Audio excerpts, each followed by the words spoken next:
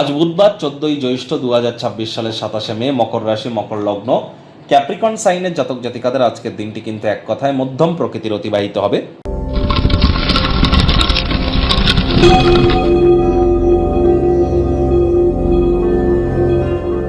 ভিডিওটির শুরুতেই সনাতনী ভাই বোনেদের জানাবো, আজ পদ্মিনী একাদশী। একাদশীর এই মহান ব্রত আপনারা পালন করুন। আর ইসলাম দরদি ভাই বোনেদের বলবো, আজ ঈদ উজ জোহা অর্থাৎ বকরি ঈদ, তার অগ্রিম হার্দিক শুভেচ্ছা ও অভিনন্দন রইল। ঈদ মোবারক। আশা করি হিন্দু এবং মুসলিম আজ দুটি সম্প্রদায়ের ক্ষেত্রেই গুরুত্বপূর্ণ দুটি আধ্যাত্মিক এবং ধার্মিক ক্রিয়াকলাপ আমরা পরিলক্ষিত করতে চলেছি। এটি সুস্থ সবল নাগরিক হিসাবে আমরা প্রত্যেককেই যথাযথ সম্মান অর্পণ করে আমরা নিজেদের ব্যক্তিগত স্তরের আধ্যাত্মিকতাকে বৃদ্ধি করবার চেষ্টায় রত থাকব। যারা হিন্দু ভাই বোনেরা আছেন তাদের বলবো, অবশ্যই আজ আপনারা একাদশীর মহান ব্রত পালন করুন, না পারলে সাত্ত্বিক জীবনযাপন গ্রহণ করুন। আর আপনারা স্ক্রিনে দেখতে পাচ্ছেন ওম নমো ভগবতে বাসুদেবায় নমঃ, এই মন্ত্রটি 108 বার জপ করতে ভুলবেন না। রাত্রি জাগরণ করুন। একাদশীর যারা পালন করছেন, একাদশীর মহান ব্রত শ্রবণ করুন। আজ চেষ্টা করুন বিষ্ণু সহস্র নাম, ইউটিউবে বা কোনো মিউজিক অ্যাপে গিয়ে বিষ্ণু সহস্র নাম লিখে সার্চ করুন। সেটি কম করে হলেও 1 থেকে 2 ঘন্টা শুনুন। এটি আপনাদেরকে বহুলাংশ উপকৃত করতে চলেছে। আর যেহেতু বুধবার, গণেশজির নাম জপ ধ্যান আরাধনা করতে ভুলবেন না। গণেশজিকে আপনারা 5টি দুর্বা ঘাস দিয়ে 5 বার বলুন, প্রথম পূজ্য গণেশায় নমঃ।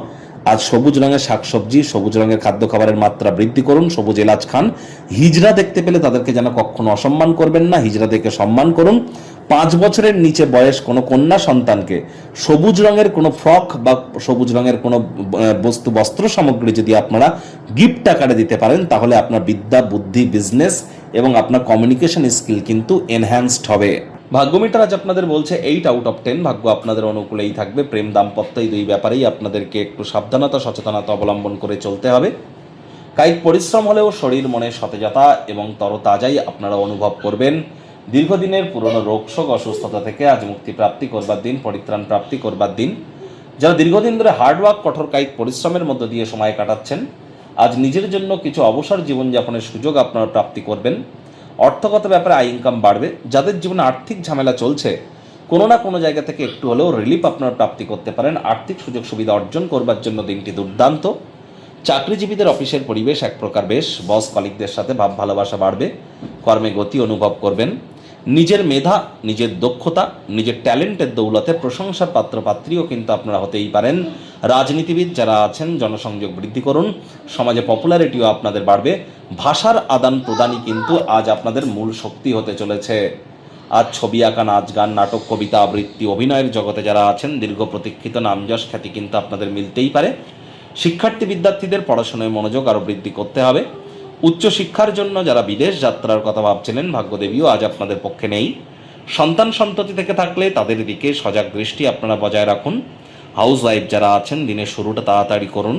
প্রেমিক প্রেমিকা, স্বামী স্ত্রী আজ না ভাব ভালোবাসা, রোম্যান্স, না তর্ক বিতর্ক, অশান্তি, কোনোটাতেই বাড়াবাড়ি যেন করবেন না। অন্যান্য দিনের ন্যায় আজকের দিনটিকে সাধারণ হিসাবে ট্রিট করবার আপ্রাণ প্রচেষ্টা আপনাদেরকে করতে হবে। শত্রুপক্ষ, বিরোধী পক্ষ আজ কিন্তু খুব একটি শক্তিশালী থাকছে না। আজ আপনাদের উচিত ওয়েট অ্যান্ড ওয়াচ পলিসি গ্রহণ করা। এটি কিন্তু আপনাদেরকে আমরা বারবার বলছি।